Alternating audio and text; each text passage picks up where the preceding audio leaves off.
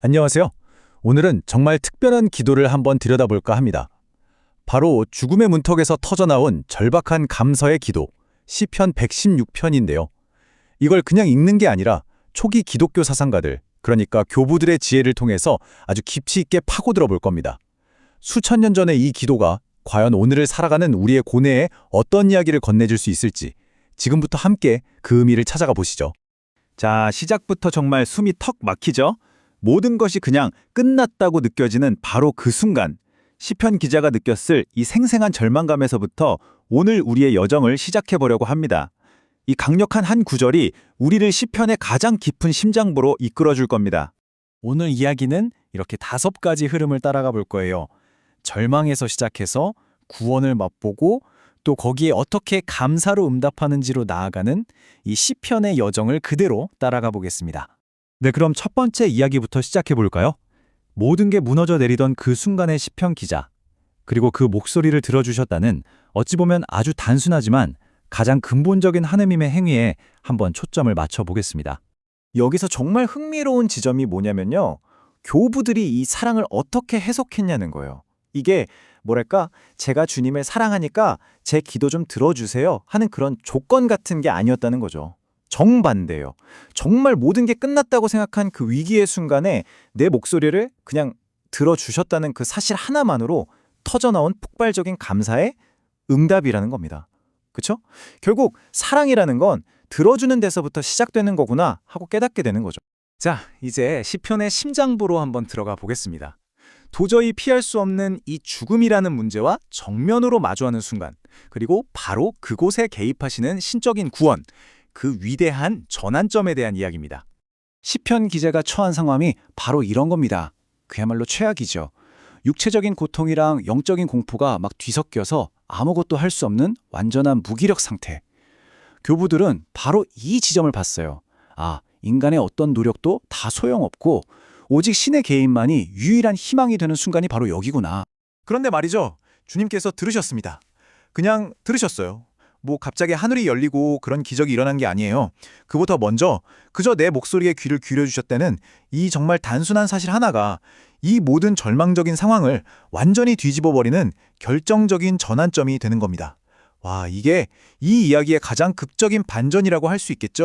여기서 우리가 꼭 짚고 넘어가야 할 개념이 있습니다.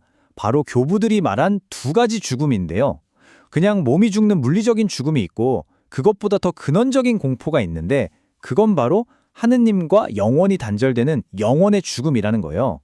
하느님의 구원은 바로 이 2번째 죽음, 이 영적인 죽음으로부터 우리를 건져내는 것이라고 본 거죠. 근데 여기서 소박한 이들은 대체 누굴까요? 교부들은 이 사람들을 세상의 지혜나 힘을 의지하는 사람들이 아니라 어린아이처럼 아주 순수하고 겸손한 믿음으로 하나님을 믿는 사람들이라고 봤어요. 그러니까 우리가 가장 연약할 때, 가장 순전한 마음으로 주님을 찾을 때 바로 그때 하느님께서 특별히 보호해 주신다는 그런 의미가 담겨 있는 거죠. 자, 이제 이야기의 흐름이 자연스럽게 바뀝니다. 하느님의 구원이라는 놀라운 사건에서 이제는 그걸 경험한 인간의 응답으로 넘어가는 거죠. 구원을 받은 시편 기자가 이제 스스로에게 묻습니다. 나는 이제 어떻게 살아야 하지? 이 질문이야말로 시편 116편 전체를 꿰뚫은 핵심 질문입니다. 그리고 이건 그냥 시편 기자만의 질문이 아니라 구원을 경험한 우리 모두가 스스로에게 던지게 되는 보편적인 물음이죠. 이 어마어마한 은혜 앞에서 도대체 나는 뭘 돌려드릴 수 있을까? 근데 시편 기자는 그냥 막연한 감상에만 머무르지 않아요. 아주 구체적인 3가지 행동을 딱 제시합니다.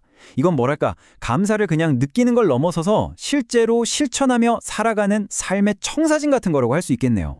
특히 이 첫 번째, 구원의 잔이 가진 상징성은 정말 깊이가 있습니다. 교부들에게 이건 그냥 와인 한 잔이 아니었어요. 그리스도께서 겪으신 그 고난, 우리가 믿음 때문에 겪는 시련, 심지어는 순교까지도 기꺼이 받아들이는 걸 상징했죠. 그러니까 우리가 받은 구원에 동참하는 길은 때로는 고통의 잔을 함께 마시는 것이고 바로 그럴 때 우리의 고통이 비로소 의미를 갖게 된다고 본 겁니다.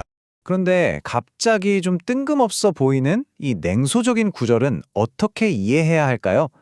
여기서 아우구스티누스 성인의 아주 깊이 있는 해석이 우리에게 큰 실마리를 줍니다. 핵심은 이겁니다. 이건 인간 혐오 발언이 아니라는 거예요. 오히려 절체절명의 위기 속에서 인간적인 방법이나 세상의 그 어떤 약속도 다 헛된 희망이었구나. 나를 구해줄 수 있는 유일한 분은 오직 하느님이시구나 하는 그야말로 뼛속 깊은 신학적 진리를 깨닫고 선언하는 장면인 거죠. 네 번째 부분입니다. 여기서는 어쩌면 가장 이해하기 어려울 수도 있는 주제를 다뤄볼 텐데요. 바로 죽음이 귀하다고 여겨질 수 있다는 이 믿음의 역설에 대한 이야기입니다. 이 구절, 정말 우리의 일반적인 생각과는 정면으로 부딪히죠. 죽음은 끝이고 상실인데 어떻게 그게 소중하고 귀할 수가 있을까요? 기독교 신학 안에서 이 구절이 품고 있는 정말 심오한 의미를 한번 들여다보겠습니다. 바로 이 지점에서 죄인의 죽음과 성인의 죽음, 그 차이가 아주 선명하게 드러납니다. 교부들에게 신실한 이들의 죽음은 결코 끝이 아니었어요. 이건 비극이 아니라 오히려 믿음으로 살아온 한평생의 정점에서 맞는 승리의 순간이라는 거죠. 영원한 본향으로 돌아가는 개선행진처럼요. 자, 이제 마지막으로 이 모든 이야기를 정리해 볼 시간입니다. 이 수천 년 전의 기도와 교부들의 해석이 지금을 살아가는 우리들의 삶과 고뇌에 어떻게 연결될 수 있을까요? 오늘 우리가 함께 나눈 지혜, 그 핵심을 4가지로 요약해 볼 수 있겠네요. 첫째, 진짜 기도는 내 고통과 절망을 솔직하게 인정하는 바로 거기서부터 시작된다는 것. 둘째, 하느님의 구원은 우리를 행동하게 만듭니다. 혼자 간직하는 감사를 넘어서 공동체 앞에서 공개적으로 표현하는 삶으로 이어진다는 거죠. 셋째, 우리가 겪는 고통이 그냥 무의미한 게 아니라 구원의 여정에 동참하는 구원의 잔으로 바뀔 수 있다는 것. 그리고 마지막으로 이 믿음은 우리의 가장 큰 두려움인 죽음마저도 완전히 새로운 시각으로 보게 만든다는 겁니다. 마지막으로 이 질문을 여러분 각자에게 남기면서 마무리하고 싶습니다. 절망의 한가운데서 터져 나왔던 이 고대의 노래가 오늘 여러분의 삶의 여정 속에서는 과연 어떤 희망의 메아리로 울려 퍼질 수 있을지 한번 깊이 생각해 보시는 시간이 되기를 바랍니다.